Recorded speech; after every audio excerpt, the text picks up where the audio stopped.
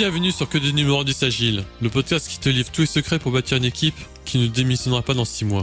Je suis Christophe et mes invités sont des managers, des coachs, des leaders du monde agile. Avec eux, nous allons décrypter leur parcours, leur réussite et leur passion de bâtir des équipes performantes sans négliger l'humain. Sans plus attendre, place à l'épisode du jour.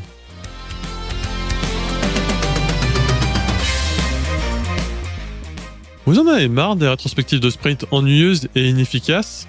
Découvrez Nitro, l'outil de rétrospective en ligne numéro 1 en France.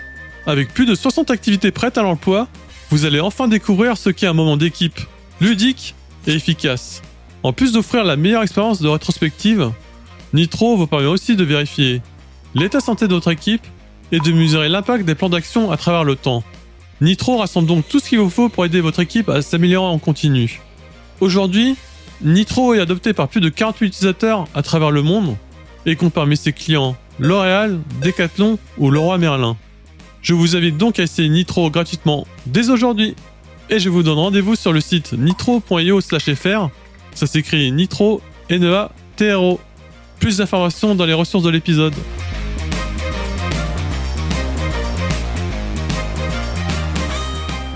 Bonjour à tous, bienvenue dans ce nouvel épisode Que des numéros 10 Agile. Je suis Christophe. Et aujourd'hui, j'ai l'honneur de recevoir une personne avec qui j'ai déjà échangé au mois de juin. Et j'adore discuter avec lui.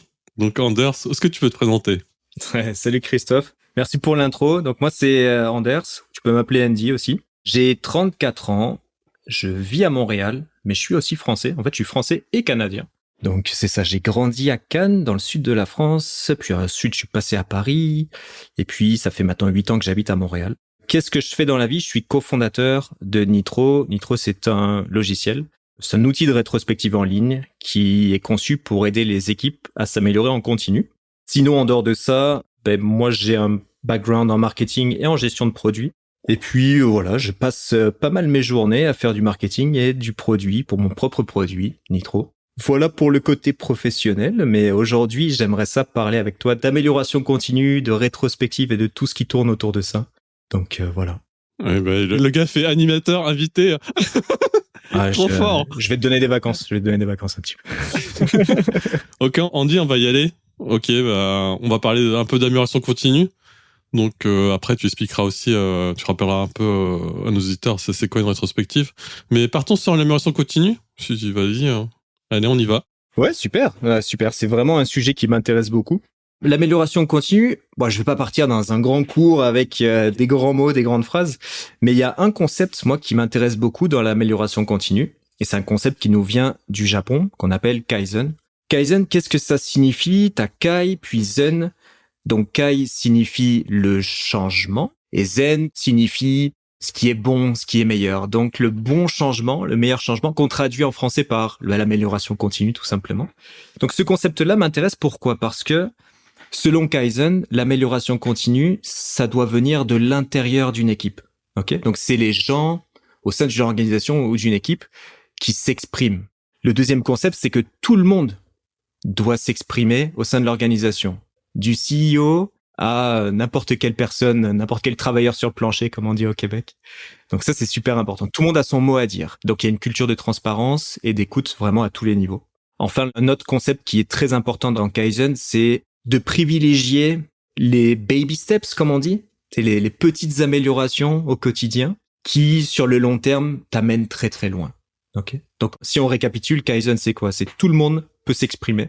Et puis, on privilégie les petites améliorations plutôt que les gros changements une fois par an qui servent pas à grand-chose. Et donc, c'est ça, pour moi, ce qui m'anime vraiment dans ma façon de voir l'amélioration continue et de bâtir notre outil Nitro. C'est vraiment cette vision-là, Kaizen, qui est la meilleure vision de l'amélioration continue, selon moi. La plus authentique, la plus efficace, et aussi, on n'en parle pas assez, mais celle qui coûte le moins cher. Finalement, de demander aux gens qu'est-ce qu'on peut améliorer, c'est ce qu'il y a de moins cher, plutôt que d'aller payer des consultants une fortune pour des solutions un peu expéditives, on va dire. Non, mais sur ce podcast, on ne dénoncera jamais personne. Jamais. Ok. Et comment tu mets ça en place dans une équipe, l'amélioration continue ? La bonne nouvelle à propos de l'amélioration continue, c'est que t'as besoin de rien de spécial en termes d'outils, en termes d'équipement. Ça part déjà d'un bon sens et surtout de valeur. Tu sais, quand je t'ai parlé de la philosophie Kaizen, il faut déjà introduire l'amélioration continue par ce principe-là, selon moi. Comment tu mets ça en place? Évidemment, il existe beaucoup d'outils. Moi, un outil que je maîtrise et qui m'intéresse beaucoup, évidemment, c'est la rétrospective. Donc, je peux te parler un petit peu de la rétrospective. Je sais que ça a déjà été évoqué dans plusieurs épisodes précédents. Donc, ça me fait plaisir de reparler de ça aujourd'hui avec toi. Mais la rétrospective, qu'est-ce que c'est? C'est un événement d'équipe qui est fait par l'équipe pour l'équipe. Le but est de revenir sur les événements passés de ton dernier sprint ou de ton dernier projet en équipe.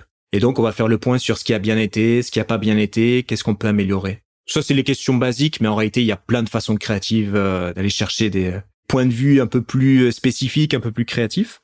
Et donc, au terme de cette rétrospective, ce qui différencie une rétrospective d'une réunion classique, c'est le plan d'action.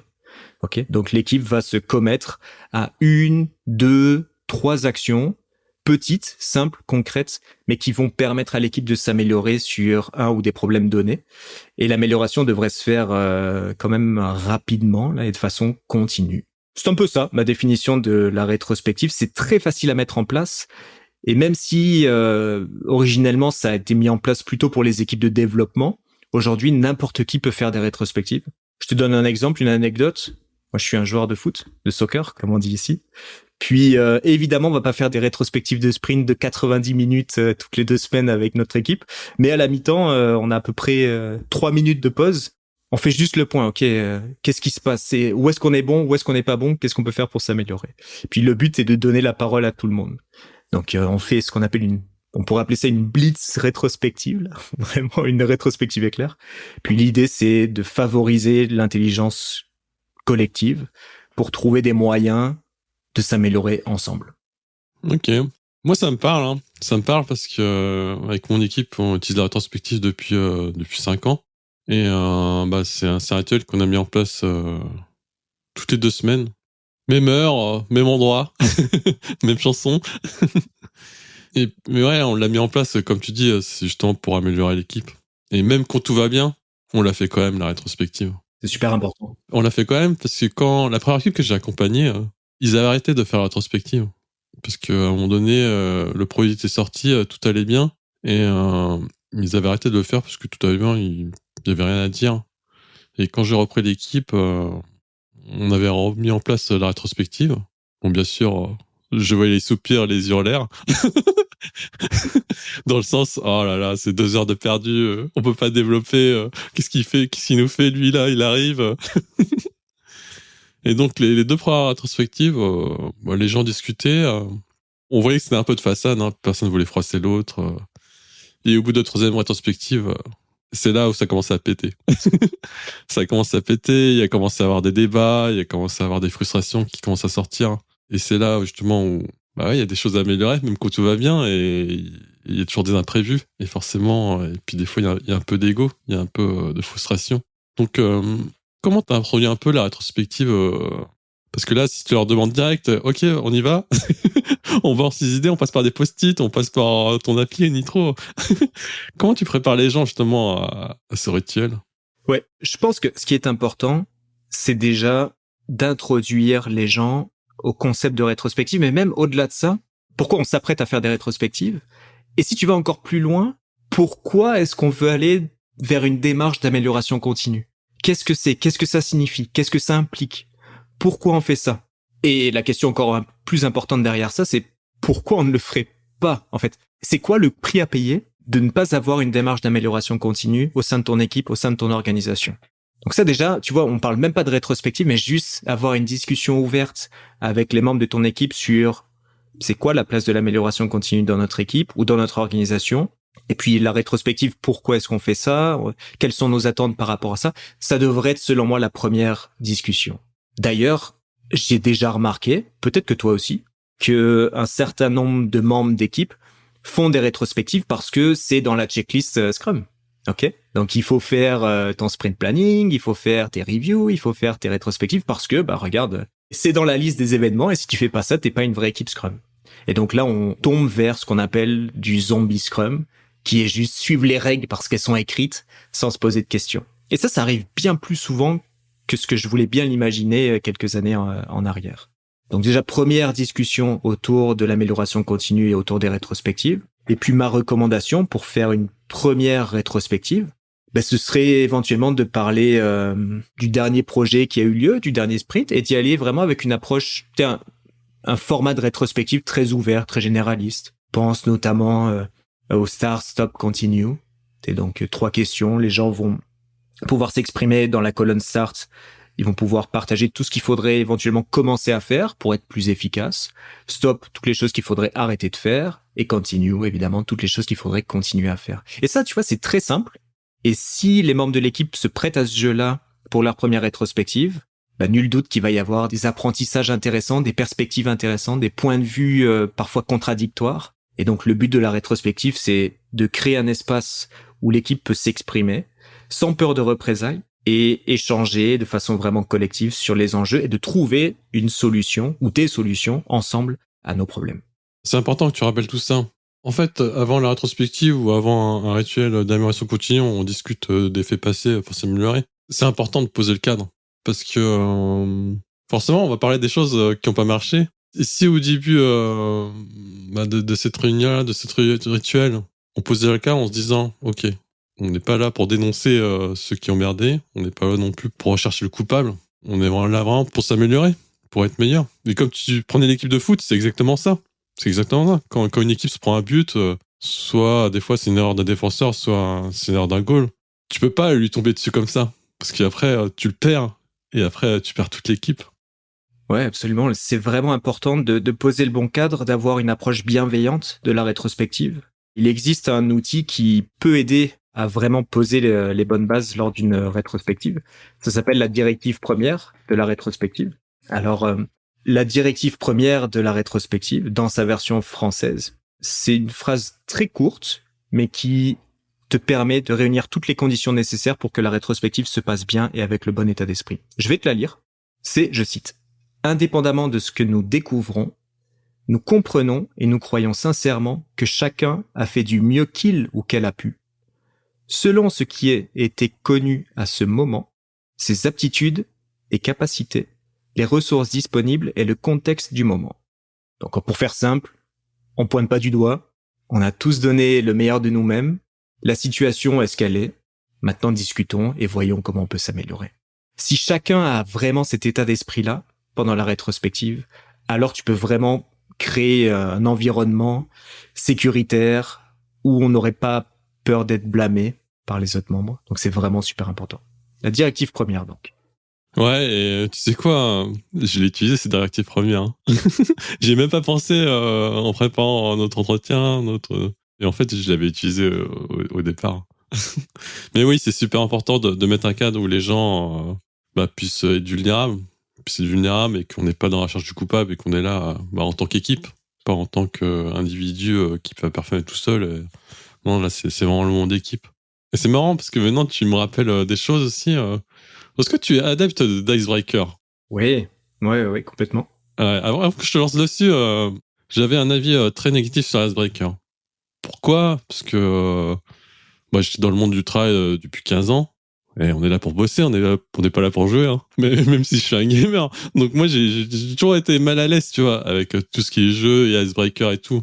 Et en fait, quand t'es en face de 10 personnes ou 15 personnes, c'est compliqué de lever la main et se dire moi je suis pas allé sur ce sujet-là, là ça n'a pas été bien et tout. Faut mettre à l'aise les gens et au final, au fil des mois et des années, j'ai pas trouvé mieux que l'Icebreaker justement pour introduire ça.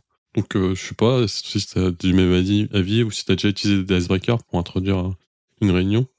Ouais, tu sais pourquoi c'est important en réalité un icebreaker? C'est important pour faire en sorte que tout le monde se concentre sur la rétrospective, ou peu importe d'ailleurs, c'est des icebreakers, évidemment tu peux en faire pour n'importe quelle réunion. Donc l'idée c'est de ramener l'attention de tout le monde sur la réunion qui commence. Et évidemment tu veux faire ça avec un ton positif, tu veux que ce soit le fun. Donc ça c'est vraiment le premier point. Mais tout ça pour moi c'est juste un prétexte qui devrait t'amener au deuxième point. Le deuxième point c'est de faire parler les gens une première fois dans la rencontre, dans la rétrospective. Pourquoi? Parce que en réalité, il y a des études qui ont démontré que dans une réunion, la première prise de parole est la plus compliquée. Et je te parle même pas nécessairement des purs introvertis Ouais. pour qui ça coûte très très cher de lever la main et de s'exprimer. Ok? Donc, tu veux effacer ça. En fait, tu veux détruire cette barrière-là avec l'icebreaker. L'icebreaker n'est qu'un jeu qui est un prétexte pour que tout le monde puisse s'exprimer une première fois, de sorte qu'on ne se sente pas gêné de prendre la parole pendant la rétrospective. Et ça, comme je t'ai dit, c'est pas mon point de vue, c'est prouvé, en fait, scientifiquement. Après, à toi de voir quel est l'outil, le jeu que tu veux mettre en place. Moi, je suis un adepte des icebreakers très simples à base de questions qu'on peut poser à un membre ou à plusieurs membres. Typiquement, pour les rétrospectives, ce que j'aime bien faire, c'est poser une question aléatoire à quelqu'un, donc dans une collection de questions. Puis cette personne-là va répondre. Puis ensuite, elle va désigner une autre personne. Puis là, on génère une autre question. Comme ça, la personne va pouvoir découvrir en même temps que les autres cette question-là. J'ai publié plus de 200 questions d'icebreaker pour Nitro, mais en réalité, ces questions-là sont accessibles gratuitement sur le blog de Nitro. Donc, il existe, si vous cherchez la question icebreaker Nitro sur Google, vous tomberez sur l'article qui répertorie beaucoup de questions qui peuvent vous être utiles en début de rétro ou en début de n'importe quelle rencontre d'équipe. Ah, c'est marrant ça. Ouais, des questions, ouais. Moi, j'ai pas l'approche. Moi, j'ai une approche un peu plus imagée. Dans le sens où, comme tu dis, dans mon équipe, j'ai beaucoup d'introvertis. Hein. Et comme tu dis, lever la main et proposer une idée, et pire, dire qu'il y a un truc ça allait pas pour les dernières semaines, c'est dur. Hein. Et à force de les connaître, j'ai des trucs pour faire parler ces gens-là. Ça marchait bien les images. Donc, soit j'utilisais un dessin avec des personnages, soit avec des emojis. Au début, j'utilisais des emojis. Donc voilà, comment vous vous sentez en démarrant l'introspective. Vous êtes heureux, triste, inquiet. Donc ça avait commencé avec des trucs basiques comme ça. Après, j'ai utilisé un peu plus des cartes. Par exemple, je sais pas si tu connais. Ouais, tu dois connaître. Bah si, tu connais. Les cartes Dixit. Bien sûr, ouais. Les cartes Dixit, il y a que des images dans chaque carte. Il y a rien qui est écrit. Il y a pas de lettres, il y a pas de phrases. Et c'est des cartes qui présentent, je sais pas, un contexte. Je sais pas, un chevalier en face d'un mur de feu ou un dragon. Et du coup, je leur pose quand même la question actuellement, quelle image correspond à votre état d'esprit. Et c'est aux autres membres de l'équipe de deviner, en fait, pourquoi tu as choisi cette carte, pourquoi tu as choisi ce dessin. Et du coup, pour la personne qui est introvertie, elle n'a pas besoin de trop parler. J'ai choisi cette carte et elle montre à l'équipe pourquoi j'ai choisi cette carte. Et les gens, ça travaille l'empathie. Donc du coup, les gens ils se disent ok, t'as choisi ça, je sais que t'as galéré hier sur ce sujet-là, ou ah non, t'as mis cette carte-là, il y a deux personnes qui sont côte à côte, parce que Joris, par exemple, est venu t'aider. Donc, ouais, comme je te disais au départ, j'étais pas du tout adepte des icebreakers et de tout ça, et au final, non, ça sert à ce que tu dis, recueillir les idées. Recueillir les idées et libérer la parole. Et je trouve ça super important pour introduire. Ouais, et c'est cool, on est alignés là. Mais ouais, toi, t'as créé 200 questions. Ouais. Je vais y aller direct sur le site, on le mettra dans la description du podcast. Mais t'étais ChatGPT avant l'heure en fait. Ouais, et certifié zéro ChatGPT pour le coup. Mais oui, ça n'existait pas avant. Ouais, c'est ça. Tu m'y fais penser. Il faudrait peut-être que je travaille un peu avec ChatGPT pour monter la collection à 250, 300. Là. Mais ouais. Et puis, en fait, c'est ça. Ce que j'aime bien quand j'écris des questions brise-glace, c'est avoir plein d'angles d'attaque différents. Il y a des questions qui sont vraiment amusantes. Il y a des questions qui tendent un peu vers la philosophie. Il y a des questions qui traitent un peu de la dynamique d'équipe aussi. Bref, tu sais, il y a plein de choses que tu peux faire avec une question simple pour ton activité brise-glace. Donc, j'aime bien ça. Et j'insiste sur mon conseil, là, par rapport aux activités brise-glace, privilégier la parole plus que simplement dire un emoji. Ou, tu sais, il faut vraiment que la personne puisse s'exprimer. Et c'est en s'exprimant que derrière, tu brises cette barrière de pouvoir s'exprimer une deuxième, troisième fois dans la rétrospective.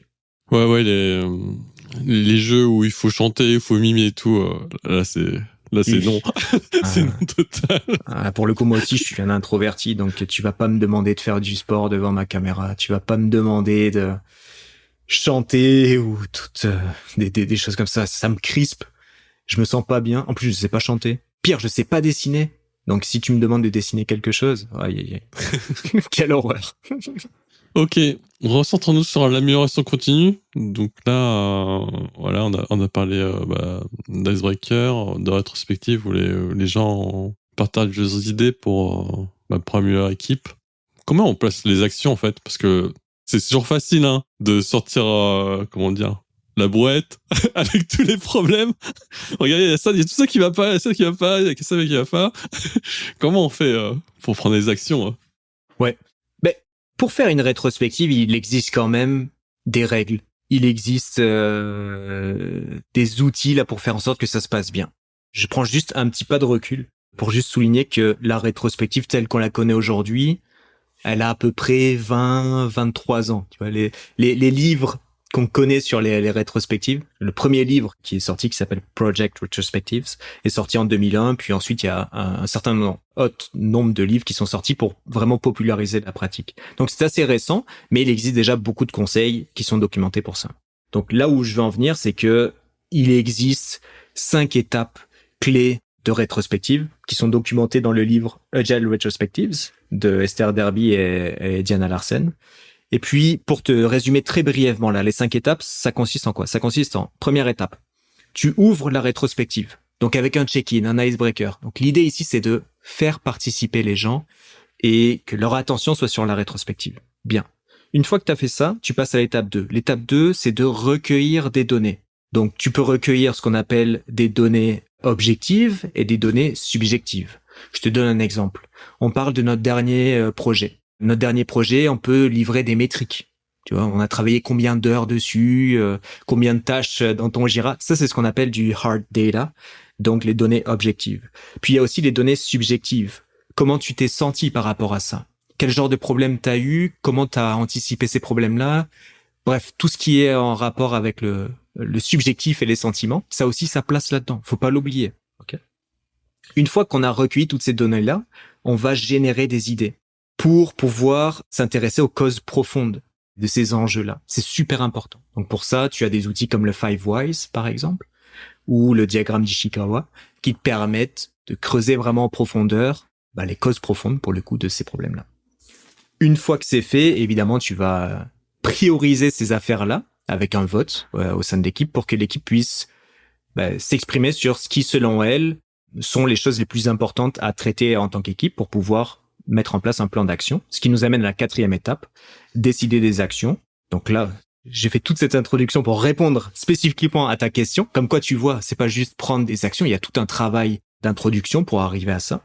Donc pour décider des actions, puisqu'on a notre liste de points priorisés par l'équipe, à ce moment-là, on va pouvoir bâtir un plan d'action.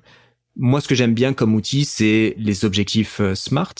Probablement que tout le monde qui nous écoute a déjà entendu parler des objectifs SMART, mais ça reste un moyen très simple d'aligner toute l'équipe de façon très précise sur qu'est-ce que c'est cet élément d'action-là, pourquoi on le fait, comment est-ce qu'on peut le mesurer, qui doit être responsable de ça, et puis c'est quoi le deadline par rapport à ça. Okay. Donc la méthode SMART est bonne pour ça. Et puis une fois que c'est fait, la rétrospective est pas terminée, il faut la clôturer. Donc pour la clôturer, tu peux faire une activité de check-out un peu intéressante, un peu le fun. Tu peux aussi faire ce qu'on appelle un ROTI, qui va te permettre de mesurer le retour sur le temps investi. Ça, c'est super important puisque c'est un peu la rétrospective de la rétrospective. Donc l'idée ici est de s'assurer que les rétrospectives amènent une bonne valeur pour l'équipe et que c'est un bon investissement de temps pour l'équipe. Donc 5 étapes, c'est simple à comprendre, c'est facile à mettre en place, mais si t'as pas conscience de ces choses-là, alors ta rétrospective risque d'être un peu la kermesse, tu vois. Tu veux éviter ça. Ouais, et c'est pour ça, je le répète, il faut vraiment que ce soit un rituel qui soit ancré dans le temps.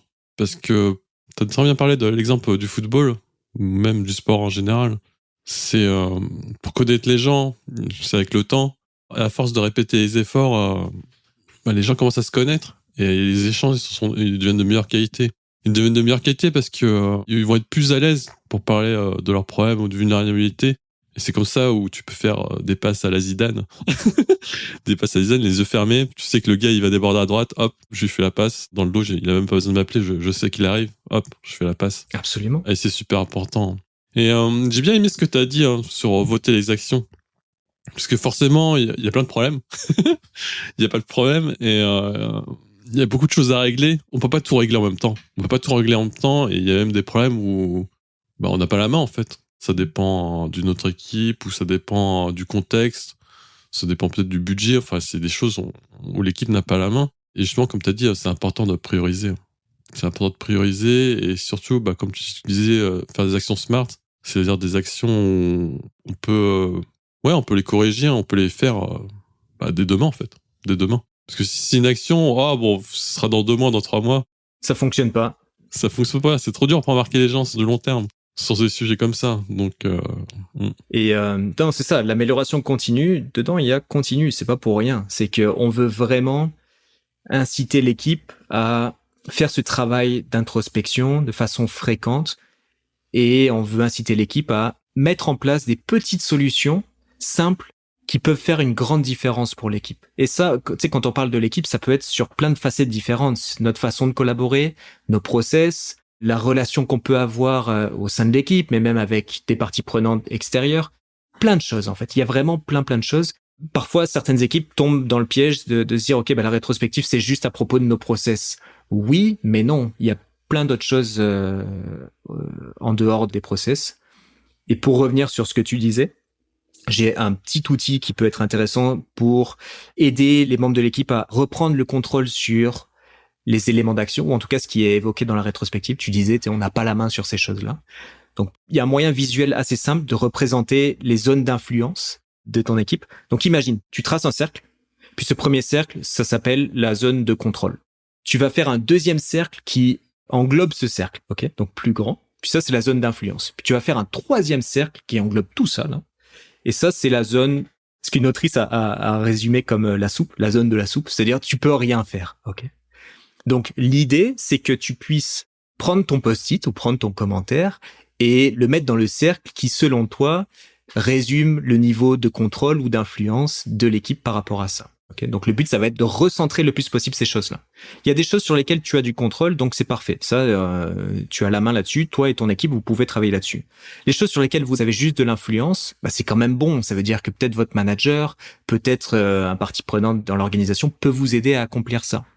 En revanche, tout ce qui est dans la soupe, soit tu oublies ça, soit tu essaies de ramener ça vers la zone d'influence. Mais un gros défi qui existe dans les rétrospectives, c'est de parler de choses sur lesquelles on n'a pas de contrôle. Ça revient sprint après sprint, puis les gens se découragent, puis ils croient plus du tout en la rétrospective parce qu'on parle toujours des mêmes choses et rien n'est fait. Ça, il faut absolument couper ça parce que ça amène des discussions vraiment pas productives du tout. Ouais, après ça entraîne le désengagement des équipes. Et après, c'est compliqué de rattraper tout ça. Il y a un truc que je voulais te partager aussi, c'est que justement, la rétrospective, moi, je la fais avec mon équipe qui est dans l'IT, hein, mais je la fais aussi avec les gens du business. Donc, je l'ai fait que avec mes product owners. Et des fois, j'ajoute juste 1 ou 2 personnes de l'équipe de développement. Et je réunis justement nos parties prenantes, nos gens du business. Et c'est super intéressant sur 2 sujets. Déjà, ça leur montre aussi notre façon de travailler.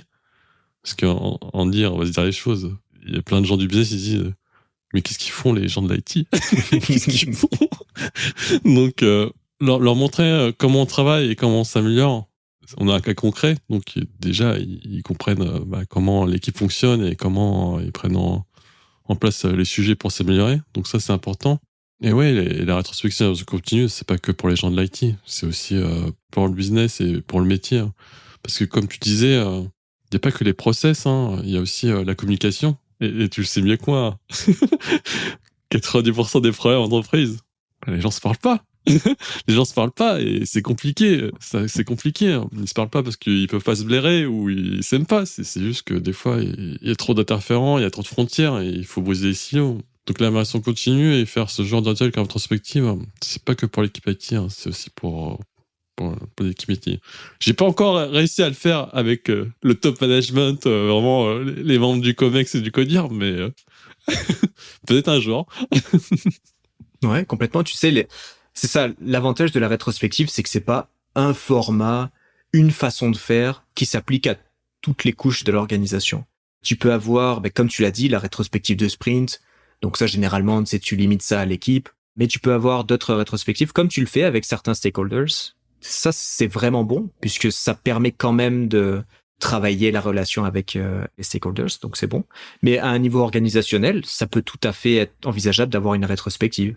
Là, l'idée, ce serait que l'audience, c'est toute l'organisation, mais ça peut être la direction, tu sais, qui prend l'initiative de revenir sur qu'est-ce qui s'est passé cette année ou qu'est-ce qui s'est passé le dernier trimestre et éventuellement de donner un espace où chacun peut s'exprimer sur ce qui a bien fonctionné ou peut-être ce qui a été difficile, ce qui nous a fait sentir heureux, ce qui nous a fait sentir fiers, ce qui nous a fait sentir en danger. Il y a plein d'activités qui peuvent exister à ce niveau-là, où tu peux tout simplement même cultiver les apprentissages. Et je te donne un exemple. Là. Tu veux faire une revue trimestrielle au niveau de l'organisation, mais t'as pas forcément un point particulier à tacler. Tu peux demander aux membres de l'organisation, mais qu'est-ce que vous avez appris à propos de l'organisation ces 3 derniers mois? Qu'est-ce que vous avez appris au sujet de votre équipe? Qu'est-ce que vous avez appris à propos de vous, dans la façon dont tu as pu te dépasser ces 3 derniers mois? Donc là, je viens juste de te donner un exemple comme ça qui traite des apprentissages et de cette culture d'apprentissage plutôt que de parler des process, les stats et tout. Enfin, c'est important, mais c'est pas que ça, l'amélioration continue. Ça va bien au-delà de ça. Est-ce que tu as d'autres choses qu'on a oublié de parler pour clôturer sur le sujet? Pour ce qui est de la rétrospective, en réalité, on pourrait faire un podcast de 5 heures si tu veux. Mais, non, peut-être une dernière chose, un concept moi qui me tient à cœur par rapport à la rétrospective. Tout le monde a déjà entendu parler de sécurité psychologique. Okay, ça c'est vraiment crucial. Donc on a parlé de la directive première des rétrospectives, qui est un outil qui permet quand même de poser des bonnes bases dans une rétrospective. Ça c'est bon. La deuxième chose dont je voulais parler, c'est ce qu'on appelle la pensée de groupe, ou groupthink en anglais. C'est une grosse difficulté dans l'exercice de la rétrospective, mais même au-delà, dans n'importe quelle réunion d'équipe. Le symptôme de base, c'est que je grossis le trait, mais c'est pour que ce soit clair pour tout le monde. Dans ma rétrospective, il y a mon manager, et puis c'est toujours mon manager qui prend la parole en premier, qui exprime ses idées, et comme par hasard, derrière, tout le monde dit amen. Ok. Ça, c'est la pensée de groupe. C'est, on va peut-être pas trop essayer de contredire le manager sur ce point-là parce que, finalement, c'est pas faux, même si j'aimerais peut-être ajouter une nuance, mais surtout, j'ai pas envie de m'attirer de problème ou avoir à discuter parce que ça vaut pas le coup. Voilà. Donc ça, c'est un problème. Je parle de manager, mais en réalité, ça peut être n'importe qui. C'est quelqu'un qui a du leadership dans l'équipe. Mettons, je sais pas, ton lead dev qui propose quelque chose en rapport avec la technique et que, un designer aurait une idée un peu différente, mais quelle idée saugrenue qu'un designer vienne challenger l'idée du lead dev. Donc pour ça, moi, mon conseil, ma recommandation, c'est vraiment d'être conscient de ça, du problème de pensée de groupe et de créer un espace où chacun peut réfléchir chacun de son côté, sans être exposé aux idées des autres. Donc ça s'applique aussi bien pour le partage d'idées que pour le moment, tu sais, où tu vas voter sur les idées. Tu veux pas voir les votes des autres. Tu veux pas être influencé par ça. Tu veux voter pour les idées qui te semblent vraiment importantes pour toi et pas pour les autres membres de l'équipe. C'est ça ma recommandation. Eh ben très bien, Andy. Là, j'ai plus d'autres mots à rajouter. Comme tu dis, on pourrait faire un autre podcast. Mais allez, on avance. Je vais te poser un peu les questions un peu plus terre à terre sur toi. Donc, on va y aller. Hein. Je vais pas essayer de te coincer. Hein. Allons-y, je suis prêt. Vas-y. Andy, si une journée faisait plus de 24 heures, qu'est-ce que tu ferais? Je pense que soit je dormirais, soit je procrastinerais. Dormir, parce que tout simplement, je veux dire, particulièrement sur LinkedIn, je vois encore beaucoup de publications qui font, si tu veux, la promotion de travailler, je sais pas, 18 heures par jour, dormir 3 heures par jour, par nuit. J'exagère, mais à peine. Non, pas du tout. C'est pas du tout mon état d'esprit. Dormir, c'est super important. Ça te permet d'avancer longtemps sur la durée. Donc dormir, c'est pas mal. Et procrastiner, ou en tout cas ne rien faire, c'est super important aussi pour évacuer un peu les idées, réfléchir. Donc c'est ça, ouais, dormir ou rien faire. Est-ce que tu as une habitude que tu ne dis à personne? Une habitude que je dis à personne. Ça m'arrive de me parler à moi-même. Donc je ne le dis qu'à moi-même, mais je m'assure de pas avoir quelqu'un autour de moi à ce moment-là. Ouais, ça pourrait être ça. Ok. Et c'est quoi ton plaisir coupable? Moi, j'aime bien le jeu sous toutes ses formes, que ce soit jeu de société, jeu dans le côté sport, évidemment. C'est le foot pour moi, c'est un jeu. C'est un sport, mais c'est un jeu aussi. Et jeux vidéo, bien sûr. Alors, n'importe quelle forme de jeu, pour moi, c'est un plaisir coupable. Spécifiquement, en ce moment, je joue beaucoup à Street Fighter 6. Puis pour moi, ça incarne parfaitement l'état d'esprit de l'amélioration continue. Tu commences tout en bas, puis chaque jour, tu vas apprendre une petite chose, un petit mouvement, un petit moyen d'améliorer ta défense ou ton attaque. Et puis, tu sais, quand tu regardes sur 3 semaines, 1 mois, 3 mois tes progrès, t'es vraiment heureux. Par contre, quand tu regardes ça tous les jours, tu dis, oh, je suis nul. Donc, j'aime bien les jeux de combat pour l'esprit que ça comporte. C'est qui ton personnage à Street Fighter 6? Zangief. Pour celles et ceux qui connaissent pas, c'est le gros lutteur adepte de catch. Il fait pas dans la finesse, on va pas se mentir. Ah oui, il y avait une question que je voulais te dire à l'intro du podcast. Parce que comme tu t'es né à Cannes et que tu étais en France et que tu aimes bien le football, c'est qui ton équipe préférée en France? Ah, t'aurais voulu que je te dise l'OM, hein. Mais non, c'est l'AS Monaco. Ça fait plus de 20 ans maintenant. Mais je sais que tu es supporter de l'OM et sache que je te respecte tout de même pour ce que tu es. Beaucoup de souffrance. Beaucoup de faux souffrance pour peu de passion. Mais je reste fidèle. Ok, Monaco. Ouais, c'est ça. Et alors, tu sais, quand tu grandis dans le sud de la France, particulièrement le sud-est, et que t'es un enfant ou ado, et que tu ne supportes pas l'OM, attention, faut avoir les épaules solides pour dire que tu supportes une autre équipe, parce que c'est pas normal, tu vois. Enfin, moi, là d'où je viens, c'est normal de supporter l'OM. Mais non, moi, ça a toujours été Monaco, parce que le Monaco du début des années 2000, voilà, c'était quand même quelque chose. Ah, je comprends ce que tu dis, hein, parce que moi, j'habite à Paris. Ouais, c'est ça. Hein. Écoute, il en faut bien des supporters marseillais jusqu'à Paris. Hein. C'est pas grave. Hein. Ok, on va clôturer le podcast, Andy. Une dernière question, donc je te laisse. Si tu ne vivais pas ici, tu vivrais où? Parce que là, t'es au Canada, c'est ça? T'es dans quelle ville? C'est ça. Là, j'habite à Montréal. Ça fait 8 ans que j'habite ici. Et ce qui est intéressant, c'est que, en fait, maintenant, je travaille pour ma propre compagnie. Et je travaille complètement dans un contexte remote. Donc, je pourrais, si je voulais, vivre n'importe où dans le monde tant qu'il y a une connexion Internet stable. Pourtant, je suis très heureux de la vie que j'ai ici à Montréal. Donc, je m'imagine pas aller n'importe où. Donc c'est ça, je suis un peu dans ce paradoxe de, oui, je pourrais vivre où je veux, mais je suis très heureux de ma ville d'adoption, de mon pays d'adoption, Montréal, le Canada. Donc c'est ça. Mais maintenant, je sais qu'il faut jamais dire jamais. J'aurais jamais imaginé 15 ans en arrière, même 10 ans en arrière, que je pourrais vivre un jour à 5000 kilomètres de là où je suis né. Le Canada, mais quelle idée. Quelle idée pour quelqu'un qui est né sur la Côte d'Azur. Donc je sais pas, j'ai pas de réponse à ta question, mais il faut toujours garder un esprit ouvert. Voilà. Qu'est-ce qui t'a marqué et surpris quand t'as débarqué ici, par rapport à la France? En fait, déjà quand je suis arrivé à Montréal, j'avais jamais mis les pieds avant d'arriver à Montréal. Faut savoir que quand je suis arrivé à Montréal, j'avais déjà signé mon contrat de travail. Okay. Donc je me suis engagé là-dedans sans même savoir ce que c'était la vie à Montréal. Ce qui m'a choqué, c'est un peu le piège classique des Français qui arrivent à Montréal, c'est que tu entends les gens parler français, et donc derrière tu vas associer que c'est cool, c'est juste des Français qui vivent en Amérique du Nord. Pas du tout. Les Québécois sont des Nord-Américains qui parlent français. J'insiste là-dessus. Ok. Donc le seul point commun évident qu'il puisse y avoir entre les Québécois et les Français, c'est la langue française. La culture est très différente. Donc petit conseil, si vous prévoyez de voyager à Montréal, au Québec, ne vous attendez pas à retrouver des gens qui parlent français, qui ont les mêmes habitudes que vous, les mêmes codes que vous. C'est très, très, très différent. Et c'est ce qui est fascinant dans le même temps. Ouais, là, il faut du détail, là. Du détail, vous voyez. Mais c'est ça. Tu sais, en Amérique du Nord, c'est la culture anglo-saxonne qui prime. Donc, même dans la façon dont on aborde les relations entre les humains, tu sais, c'est très différent de ce que tu peux avoir, nous, en France, avec notre culture latine. Je te donne un exemple très concret. Le premier contact est excessivement facile à mettre en place en Amérique du Nord, spécifiquement ici à Montréal, où on peut se parler en français. Donc c'est facile d'aborder les gens et d'avoir une discussion avec les gens.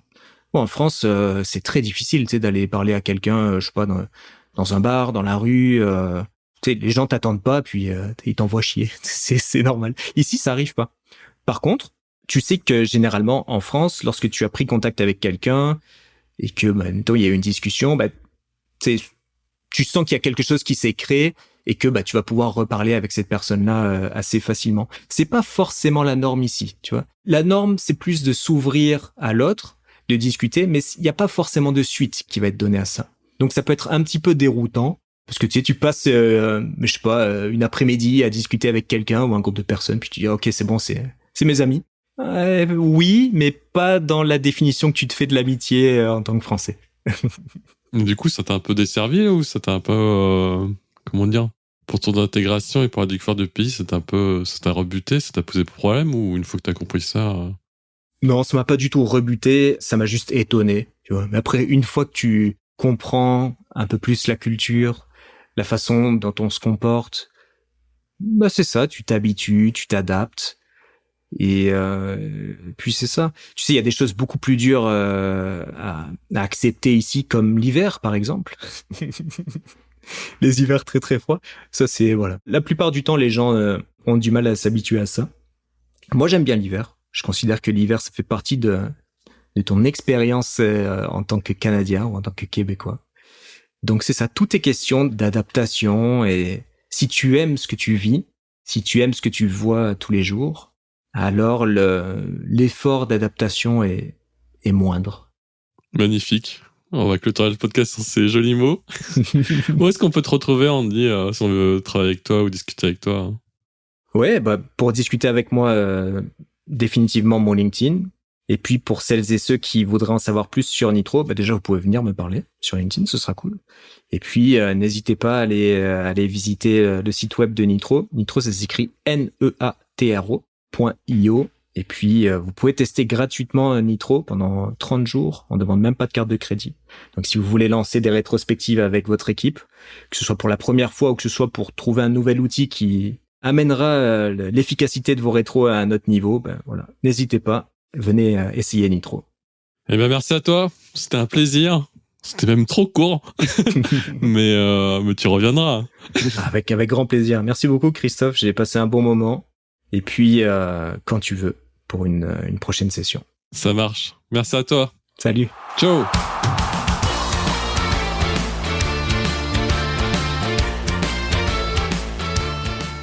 Si l'épisode vous a plu, n'hésitez pas à mettre 5 étoiles sur Apple Podcast et Spotify. Ça m'aiderait énormément pour la diffusion du podcast. Je vous remercie pour votre temps et à bientôt.